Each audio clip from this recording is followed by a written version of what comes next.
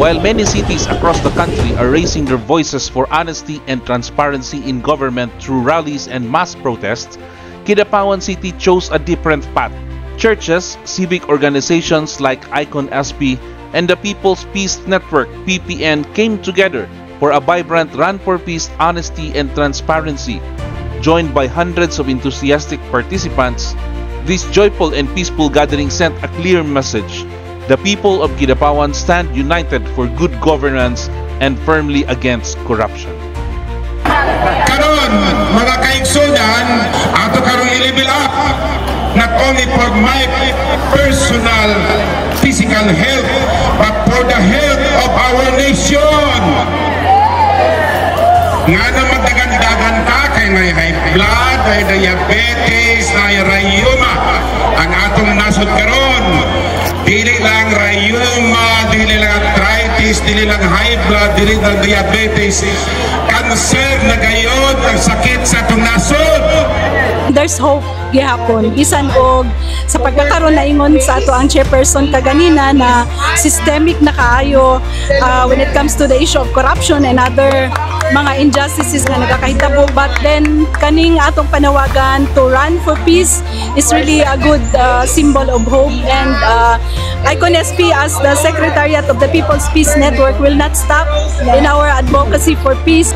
Pangulo sa maong aktibidad maong ato ang bishop mismo diri sa Diocese of Kidapawan, si Bishop Colin Bagaporo, o kaning ato ang activity karon usa ni ka manifestation nga nagauban kita sa maong panawagan against corruption.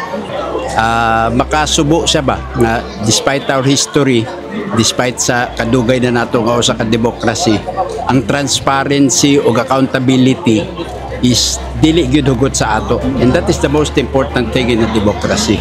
Nagpapasalamat ako sa kanilang pakikipaglaban para sa katotohanan, para sa pagsagot pananagutan, at para sa paglaban para sa hustisya, lalo na nababalot ng korupsyon, infra projects dito sa Pilipinas. Kung kaya't sa aking pagtakbo ngayon, nais ko pong ipaglaban hindi lamang ang aking sarili, hindi lamang ang Kidapawan City, hindi lamang ang trilyong piso ng taong bayan, kundi kumakampi ako sa lahat ng Pilipino.